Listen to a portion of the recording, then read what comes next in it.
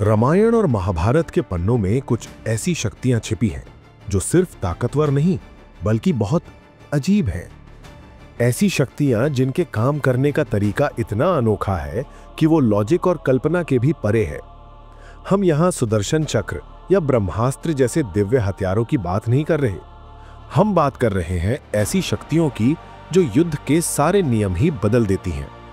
सोचिए, एक ऐसा योद्धा जिसे जंग जीतने के लिए लड़ने की जरूरत ही नहीं, या एक ऐसा राक्षस जिसे आप जितना घायल करेंगे वो उतना ही बढ़ता जाएगा, या एक ऐसा कवच जो कोई धातु नहीं बल्कि शरीर की अपनी ही चमड़ी हो। ये शक्तियां इतनी अजीब हैं कि ये हमें सोचने पर मजबूर कर देती हैं। तो आज हम हिंदू माइथोलॉजी की इसी छुपी हुई हैरान करने वाली दुनिया में चलेंगे। हम मिलेंगे कुछ ऐसे किरदारों से जिनकी शक्तियों ने उन्हें लगभग अजेय बना दिया, और जानेंगे कि इन अजीबोगरीब शक्तियों के पीछे की असली कहानी क्या थी। महाभारत का युद्ध दुनिया की सबसे बड़ी जंगों में से एक था। एक तरफ करोड़ों सैनिक, बड़े बड़े महारथी, और दूसरी तरफ भी उतनी ही बड़ी सेना। इस जंग को जीतने के लिए स्ट्रैटेजी, ताकत और हथियारों की जरूरत थी। लेकिन क्या हो अगर कोई ऐसा योद्धा आ जाए जिसके लिए ये सब बातें मजाक हो? मिलिए बर्बरीक से, भीम का पोता। एक ऐसा योद्धा जिसे युद्ध के मैदान में उतरने की जरूरत ही नहीं थी। उसे बस 3 तीर चाहिए थे। ये 3 तीर उसे भगवान शिव से मिले थे, और ये कोई मामूली तीर नहीं थे। इनका काम करने का तरीका ही एकदम अजीब था। इसे ऐसे समझिए, बर्बरीक का पहला तीर हवा में जाकर उन सब लोगों को मार्क कर देता जिन्हें वो मारना चाहता था, एक निशान बस। उसका दूसरा तीर उन लोगों को मार्क करता जिन्हें वो बचाना चाहता था, और फिर आता था तीसरा तीर। ये तीर हवा में उठता, पहले तीर से मार्क किए गए हर एक टारगेट को खत्म कर देता, और फिर चुपचाप वापस बर्बरीक के तरकश में आ जाता। बस खेल खत्म। ये कोई लड़ाई नहीं थी, ये एक सर्जिकल स्ट्राइक थी। बर्बरीक को इससे कोई फर्क नहीं पड़ता था कि सामने सेना कितनी बड़ी है या योद्धा कितने ताकतवर हैं। उसकी शक्ति युद्ध के सारे नियम ही तोड़ देती थी। लेकिन कहानी में एक ट्विस्ट था। बर्बरीक ने एक कसम खाई थी कि वो हमेशा हारने वाली सेना की तरफ से लड़ेगा। जब भगवान कृष्ण को यह बात पता चली तो वो समझ गए कि यह तो बहुत बड़ी गड़बड़ है। बर्बरीक जिस भी तरफ से लड़ता वो पल भर में सामने वाली सेना को खत्म कर देता। इससे दूसरी सेना कमजोर हो जाती और हारने लगती, और अपनी कसम के मुताबिक बर्बरीक को फिर पाला बदलकर उनकी तरफ जाना पड़ता। अंत में युद्ध के मैदान में सिर्फ बर्बरीक ही जिंदा बचता। कृष्ण जानते थे कि यह शक्ति धर्म की स्थापना में सबसे बड़ी रुकावट थी। उन्होंने बर्बरीक की शक्ति को परखने का फैसला किया। कृष्ण एक ब्राह्मण का रूप लेकर बर्बरीक के पास गए और उसे एक पीपल के पेड़ के सारे पत्ते एक ही तीर से छेदने को कहा। जब बर्बरीक ने तीर चलाया तो कृष्ण ने चुपके से एक पत्ता अपने पैर के नीचे छिपा लिया। वो तीर पेड़ के सारे पत्तों को छेदता हुआ सीधा कृष्ण के पैर के पास आकर घूमने लगा। वो अपना टारगेट पूरा किए बिना वापस नहीं जा सकता था। कृष्ण समझ गए कि इस शक्ति को रोका नहीं जा सकता। धर्म की रक्षा के लिए कृष्ण ने उस ब्राह्मण के रूप में बर्बरीक से एक ऐसी चीज दान में मांग ली जो कोई योद्धा कभी नहीं दे सकता, उसका सिर। बर्बरीक समझ गया कि यह कोई साधारण ब्राह्मण नहीं है, और बिना एक पल सोचे उसने अपना सिर दान कर दिया। इस तरह एक ऐसी शक्ति का अंत हुआ जो दुनिया के लिए कुछ ज्यादा ही ताकतवर थी।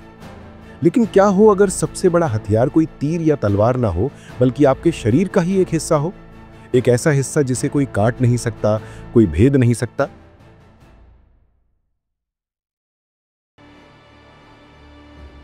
योद्धा लड़ाई में क्या पहनते हैं? कवच, राइट? लोहे का या किसी और मजबूत धातु का बना हुआ एक सूट जो उन्हें तीरों और तलवारों से बचाता है। लेकिन क्या हो अगर आपका कवच आपकी अपनी चमड़ी हो? महाभारत का एक और महान योद्धा था कर्ण। उसे सूर्य का पुत्र कहा जाता था, और उसे जन्म से ही एक ऐसी शक्ति मिली थी जो किसी और के पास नहीं थी। यह शक्ति थी उसका जन्मजात कवच और कुंडल। ये कोई धातु नहीं थी जिसे पहना या उतारा जा सके। ये कवच उसकी छाती की चमड़ी का ही हिस्सा था, और उसके कानों में जो कुंडल थे वे भी उसके शरीर से जुड़े हुए थे। ये शक्ति इसलिए अजीब थी क्योंकि ये कोई वरदान या हथियार नहीं था। ये कर्ण की बायोलॉजी थी, एक डिवाइन जेनेटिक फीचर। और जब तक ये कवच कुंडल उसके शरीर पर थे, दुनिया का कोई भी हथियार उसे भेद नहीं सकता था। उसे मारना लगभग नामुमकिन था। वो सच में इनविंसिबल था। ये शक्ति उसके दिव्य होने का सबूत थी। लेकिन महाभारत की युद्ध से पहले देवताओं के राजा इंद्र को अपने बेटे अर्जुन की चिंता सताने लगी। वो जानते थे कि जब तक कर्ण के पास ये कवच है, अर्जुन उसे कभी नहीं हरा सकता। तो उन्होंने एक प्लान बनाया। इंद्र को कर्ण की एक आदत के बारे में पता था। कर्ण रोज सुबह पूजा के बाद दान देता था और उस समय कोई भी उससे कुछ भी मांग ले, वो कभी मना नहीं करता था। इंद्र एक बूढ़े गरीब ब्राह्मण का रूप लेकर कर्ण के पास पहुंचे और उससे भीख में कुछ ऐसा मांग लिया जिसके बारे में कोई सोच भी नहीं सकता था। उन्होंने कर्ण से उसका वही जन्मजात कवच और कुंडल मांग लिए। कर्ण को उसके पिता सूर्यदेव ने सपने में पहले ही चेतावनी दे दी थी। वो जानता था कि यह एक धोखा है, लेकिन कर्ण अपने वचन का पक्का था। उसने एक पल भी नहीं सोचा। उसने एक चाकू लिया और असहनीय दर्द सहते हुए अपने शरीर से उस कवच को काटकर अलग कर दिया और उस ब्राह्मण को दान में दे दिया। इसी महान दान ने उसे दानवीर कर्ण बनाया। लेकिन इसी दान ने उसे मौत के सामने ला खड़ा कर दिया। उसने अपने धर्म और वचन के लिए अपनी सबसे बड़ी ताकत कुर्बान कर दी।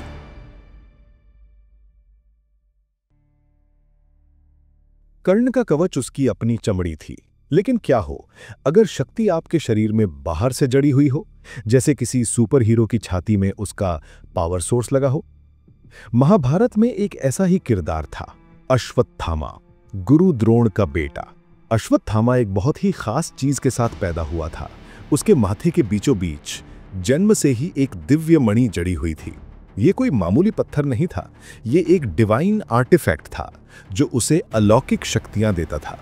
इस मणि की वजह से उसे भूख, प्यास या थकान जैसी इंसानी कमजोरियां महसूस ही नहीं होती थीं। उसे किसी भी देवता, राक्षस या हथियार से डर नहीं लगता था। यह मणि उसके लिए एक मेंटल शील्ड और पावर सोर्स का काम करती थी। इसी मणि की वजह से वो युद्ध में लगभग अजेय था। यह शक्ति इसलिए अजीब थी क्योंकि ये एक फिजिकल ऑब्जेक्ट थी जो उसके शरीर का हिस्सा थी। जब तक ये मणि उसके माथे पर थी, उसे हराना नामुमकिन था। लेकिन जैसा अक्सर होता है, अश्वत्थामा ने अपनी शक्ति के घमंड में एक भयानक गलती कर दी। महाभारत युद्ध के अंत में उसने गुस्से और बदले की आग में सारी हदें पार कर दी।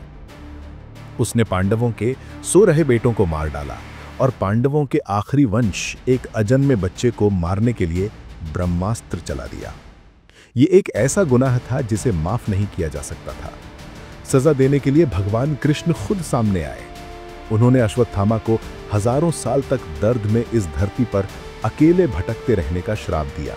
उसके शरीर पर ऐसे घाव होंगे जो कभी नहीं भरेंगे। लेकिन इस श्राप को सच करने के लिए कृष्ण को कुछ ऐसा करना था जो बहुत क्रूर था। वो जानते थे कि जब तक मणि अश्वत्थामा के पास है, उसे कोई दर्द या कमजोरी महसूस नहीं होगी। तो कृष्ण ने जबरदस्ती अश्वत्थामा के माथे से उस दिव्य मणि को निकाल लिया। जैसे ही मणि निकली, अश्वत्थामा की सारी शक्ति, सारा तेज और सारी डिवाइन प्रोटेक्शन खत्म हो गई। वो एक साधारण, दर्द से तड़पता हुआ इंसान बन गया जो अपने श्राप को भोगने के लिए जिंदा था।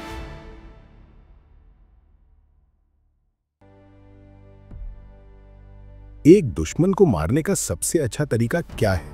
उसे घायल करना, राइट? लेकिन क्या हो अगर आपका हर हमला, हर घाव दुश्मन को 1 से 1000 बना दे? क्या हो अगर दुश्मन का खून ही उसका सबसे बड़ा हथियार हो? मिलिए एक ऐसे ही राक्षस से। उसका नाम था रक्त बीज। उसके नाम का मतलब ही था खून का बीज या ब्लड सीड। उसे एक ऐसा वरदान मिला था जो लड़ाई के मैदान में उसे लगभग इमॉर्टल बना देता था। वरदान ये था कि जब भी उसके शरीर से खून की एक बूंद जमीन पर गिरेगी, उस बूंद से उसी के जैसा एक और शक्तिशाली रक्त बीज पैदा हो जाएगा। ये पावर लड़ाई के लिहाज से बहुत ही भयानक और अजीब थी। मतलब आप उसे जितना मारोगे वो उतना ही बढ़ता जाएगा। उसे घायल करने की हर कोशिश बेकार थी। एक को मारो तो 1000 खड़े हो जाएंगे। जल्द ही पूरा बैटलफील्ड उसकी क्लोन आर्मी से भर जाता था। जब देवी दुर्गा ने उस पर हमला किया तो यही हुआ। उनके हर प्रहार से रक्त बीज का खून जमीन पर गिरा और देखते ही देखते हजारों रक्त बीज पैदा हो गए। जंग जीतना इम्पॉसिबल लग रहा था। इस अजीब प्रॉब्लम का सलूशन भी उतना ही अजीब और भयानक था। देवी दुर्गा ने गुस्से में अपना सबसे खतरनाक रूप धारण किया, देवी काली। मां काली ने एक ऐसा काम किया जो कोई सोच भी नहीं सकता था। उन्होंने अपनी विशाल जीभ को पूरे बैटलफील्ड पर फैला दिया और फिर उन्होंने रक्त बीज के शरीर से गिरने वाली खून की हर एक बूंद को जमीन पर लगने से पहले ही पी लिया। जब नया रक्त बीज बनना ही बंद हो गया, तब देवी ने असली वाले को खत्म कर दिया। ये कहानी दिखाती है कि हर अजीब शक्ति का कोई ना कोई तोड़ जरूर होता है, चाहे वो सॉल्यूशन कितना भी अनएक्सपेक्टेड क्यों ना हो।